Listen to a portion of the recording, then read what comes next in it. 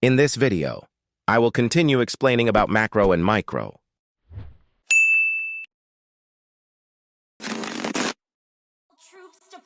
Macro and micro are key elements in MOBA games. Macro is about decision-making and overall game understanding, while micro focus on individual skills and mechanics. The best way to train it is through experience. In most games, players may need around 1,000 matches to fully develop it. But if you're playing more difficult game like this, even 500 matches can already build strong game sense.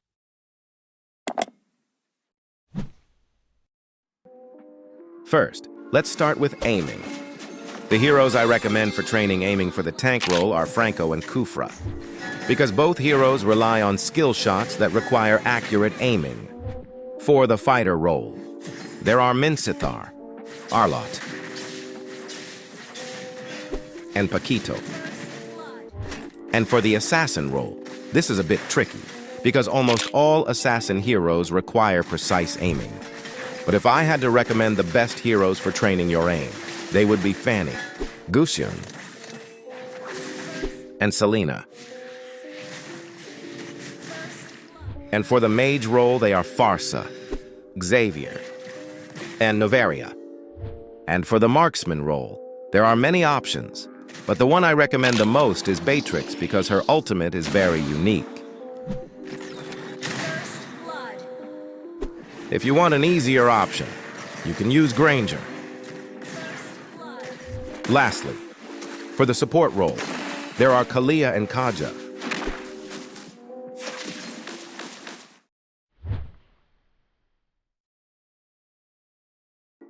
Reflexes.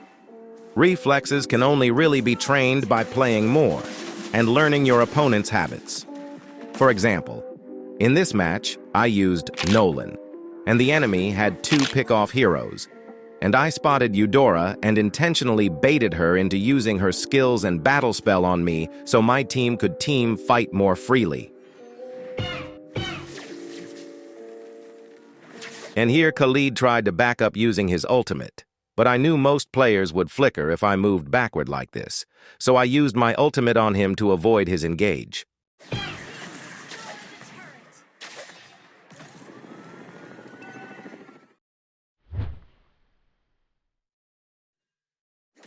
Positioning. Positioning is about finding the best position for your role. For example, if you play a marksman, always stay behind your tank or EXP laner so you don't get ganked.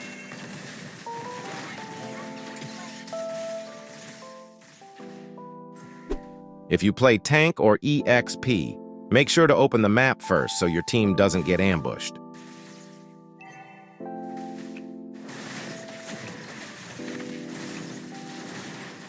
And if you play an assassin, wait for initiation from your roamer or EXP before diving into the enemy backline, so you don't die instantly.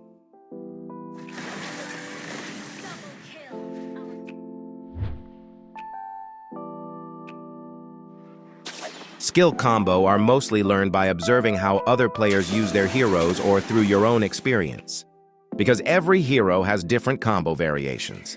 If you want me to share some skill combos in the next video, comment down below.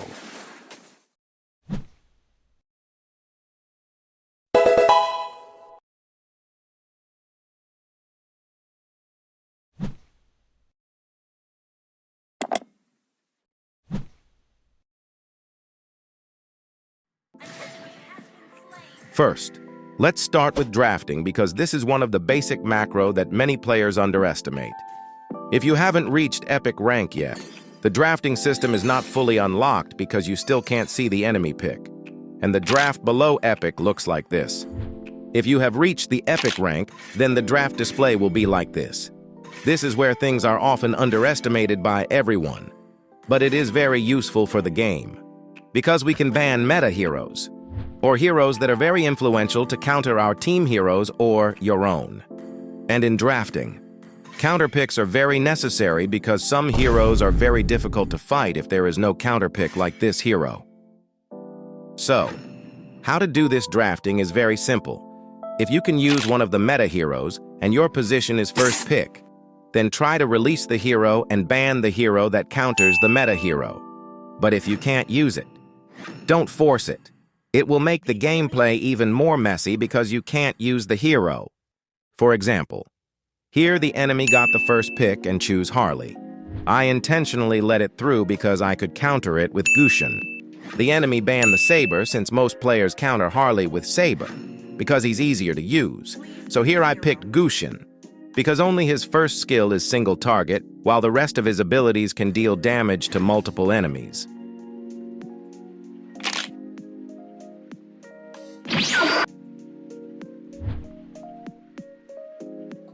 Rotation and pathing are about how you move around the map and decide which lane or area to go to next. For example, a jungler rotation is usually determined by where they start their buff. If you start from the bottom buff, you will naturally rotate upward because the top side buff's still available. And if you start from the top buff instead, you will rotate downward. For side lanes, it's a bit tricky because some heroes can be very annoying. You usually need to pick a hero that can match their strength and pressure them so they can't cut lanes, because they can disrupt your mid laner and jungler. If they don't use a hero like that, then your goal is to at least hold your lane or outperform your opponent, especially in the EXP lane, since it's the main power to secure the turtle. And if you play mid lane, don't stay in mid all the time. Your damage is strong enough to help side lanes because they are outnumbered, forcing them to fall behind in EXP and gold.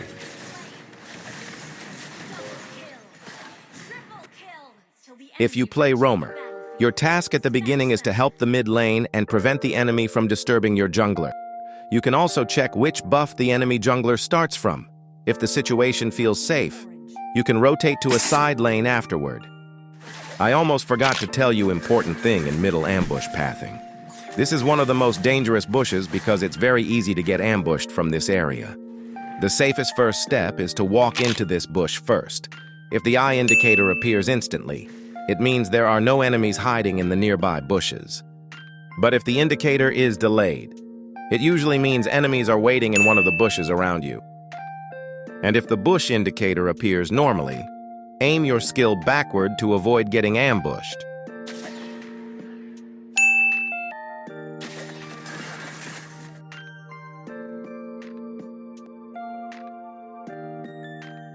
Initiate retreat to backup.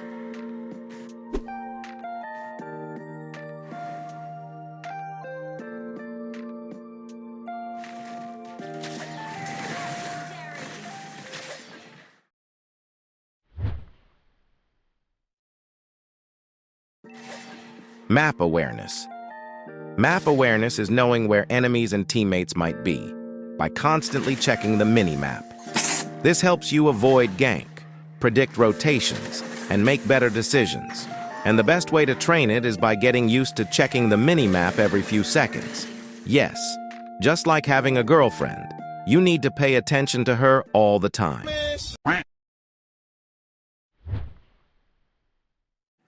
Securing objectives. Securing objectives means taking important advantages on the map, such as turtle, lord, turrets, or buffs, to increase your chances of winning the game. Why is this included in macro? Because it requires good timing and decision-making. For example, when split pushing, doing it at the wrong time can get you picked off. Or during a turtle contest, you need to focus on skill placement and retribution timing to secure the objective. You also have to be careful if the enemy tries to target you first, because eliminating you makes it much easier for them to take the objective.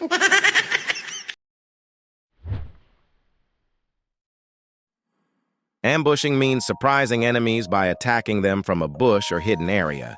You can learn ambushing by reading the enemy next movements and getting used to predicting their rotations. For example, in this situation, we started a small team fight, and then I moved to the mid lane to clear the minions and bait the enemy into rotating mid. Most players would normally continue pushing the turret, but I choose a different approach to make my movement harder to predict. As expected, The enemy was caught off guard because he thought I was still pushing the lane, even though I was actually right in front of him, which allowed me to ambush him successfully.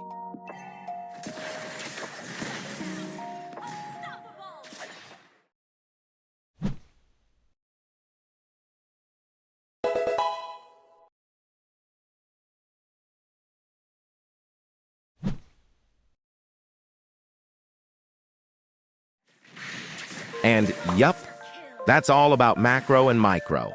If you want to learn the basic, as I mentioned earlier, check out the previous video where I explained the fundamentals of macro and micro, and if you have any questions, comment down below.